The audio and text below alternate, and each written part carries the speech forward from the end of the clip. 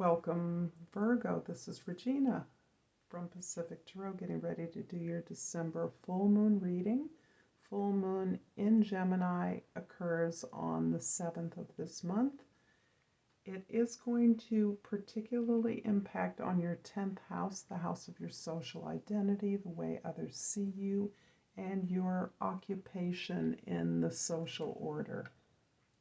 This is a general reading, so it's not going to resonate for every Virgo out there, but if it does resonate for you, please like and subscribe to my channel, Pacific Tarot. I definitely appreciate all the ways that you support me through your comments, your shares, your donations, and your likes and subscribes.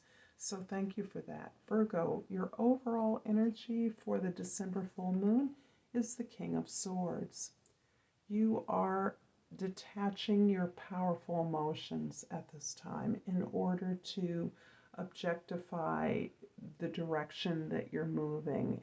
This direction is to clarify your truth, to clarify your vision and your values. But in this particular, at this time, you are convening discussions, conversations, researching, finding information that will allow you to learn about not only the experiences and the truths of others, but the ways in which you are able to collaborate, work together, cooperate among a diversity of truths, experiences, and opinions. This may reflect on an effort that you're making to record or document these conversations, this discord, but you are facilitating a larger conversation about issues that are relevant to you and your community. In the 10th house, we have the 10 of Wands. This is the house of your social identity, and I see you closing out a cycle, a journey, a completion of an effort that had you responsible and obligated to many others. This has been somewhat burdensome, but you have achieved the end, and you are releasing this way of working rather than the work itself. The work that you are doing, you are masterful at this time. However, you are shifting the terms of your expectations to what it is you hope to achieve rather than being used by others to accomplish their expectations, their needs or desires. You are understanding that there is a subtle play in the way in which we come together to collaborate with others to achieve a set of goals, but that has historically come from the expectations from others along the very conventional lines.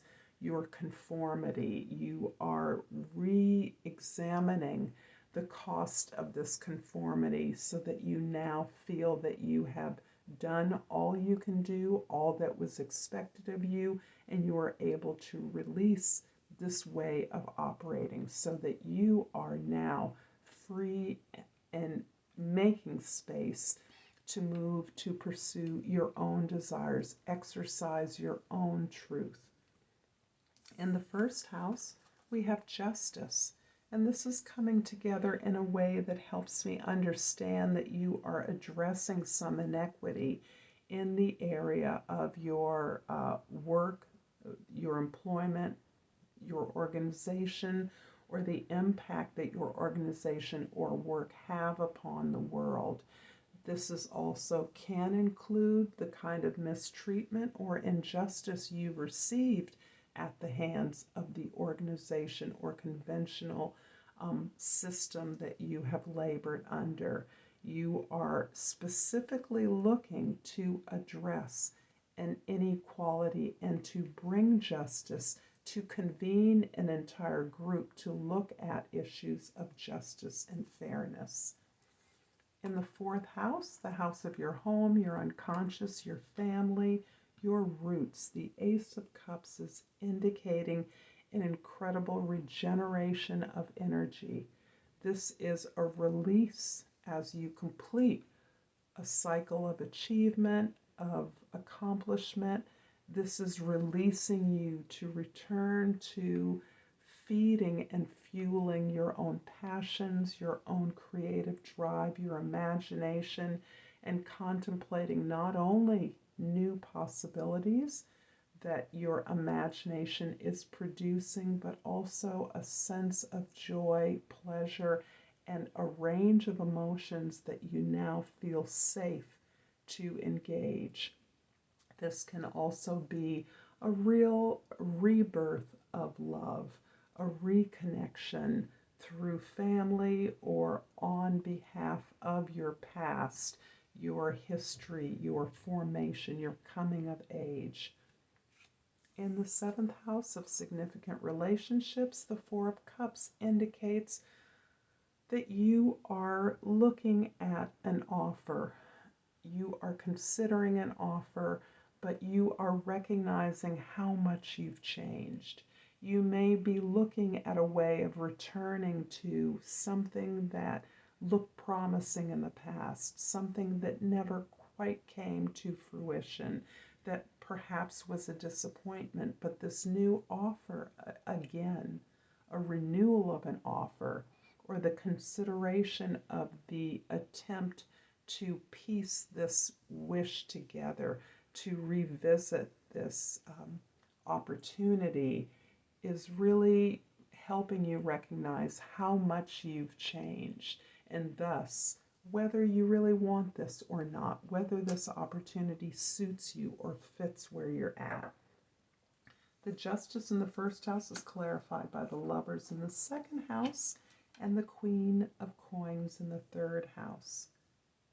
Yeah, you're considering an old love. You're looking at something that once drove your passion, that once seemed a promising opportunity for collaboration.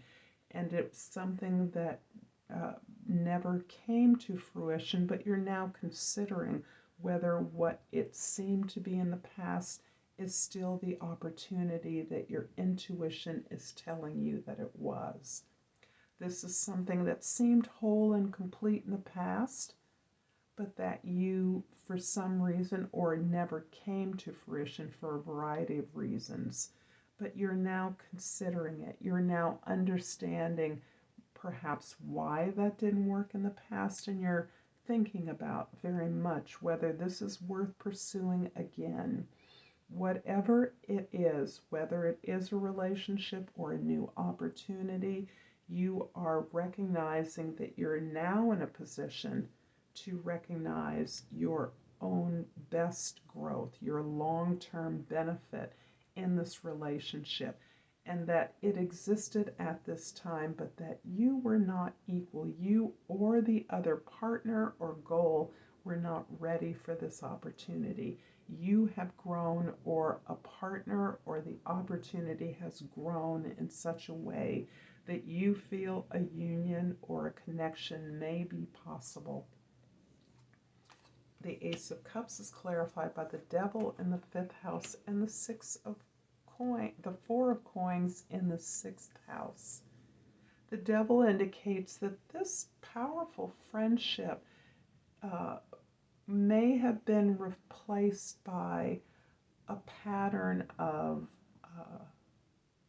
some kind of an unhealthy pattern. There may have been potentially a codependency or relationships that you have had that seem to be about this connection from the past, or this opportunity, have reasserted, have gone only to a certain limit. You have escaped a commitment by indulging in temptations, fantasies, short-term benefit of quick and easy love, as an example, or capitalizing on your popularity and attractiveness to escape real commitment or engagement in a partnership or an opportunity. You've used your ability to attract friends and partners as a way of skirting any self-development.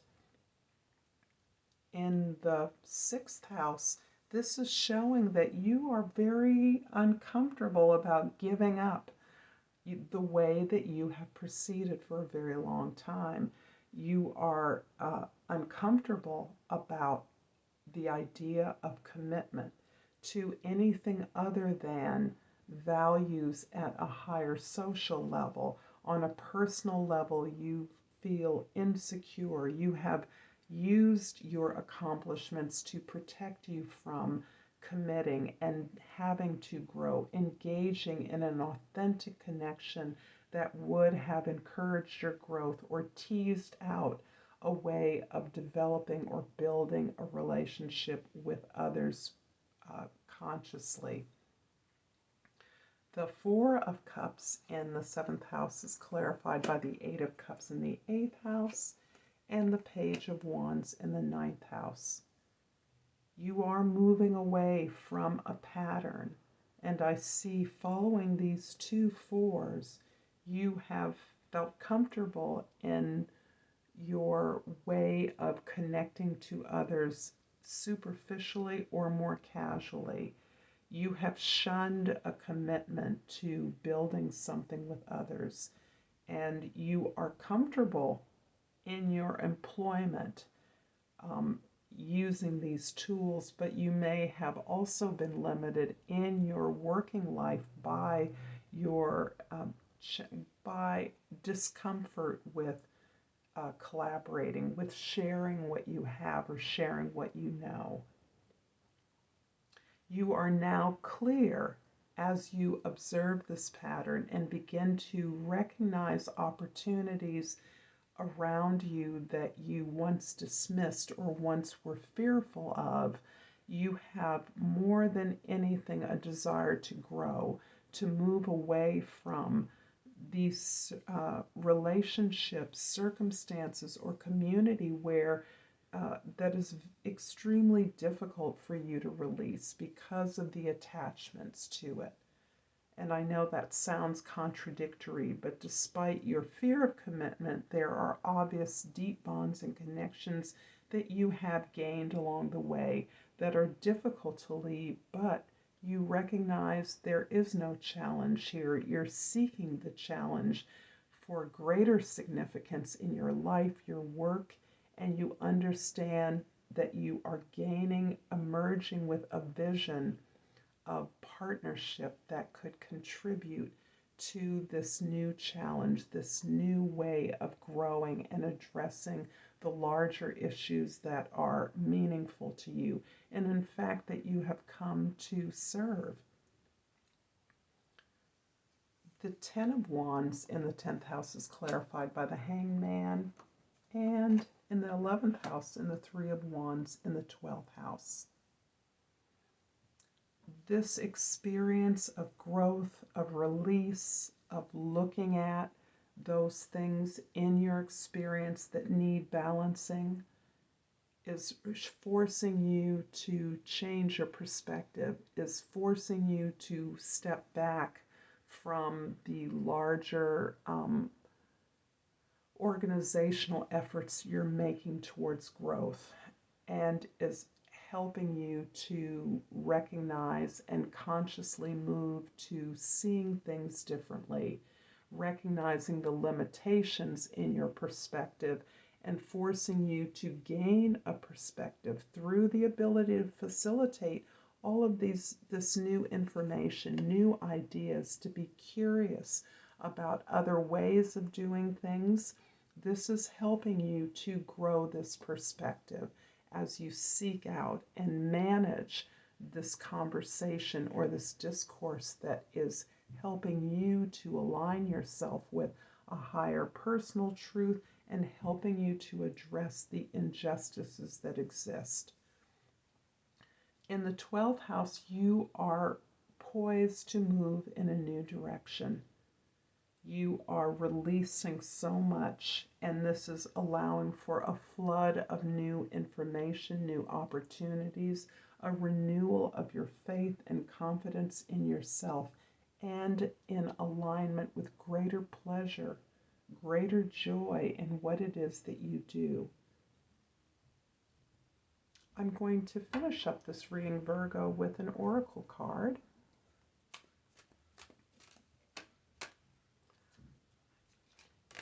And I've pulled worry. And this may not be unfamiliar to Virgos. I have a Virgo on the midheaven, just so that you know I'm not outing you. I'm learning that worry doesn't change an outcome. This is significant, this is important, because as you at times have isolated yourself in order to focus on the goals that are important to you, even as you have pulled in others into those concerns, worries, or doubts that you exhibit about what it is you want to do or need to do, you are recognizing the way in which this feeds into not only your own anxiety, but a larger social anxiety that is gripping so many of us. There is no need. You have clarity. You have faith available to you. And you even have the curiosity, the recognition that you are capable of more and you are deserving of more. I hope this has been helpful, Virgo.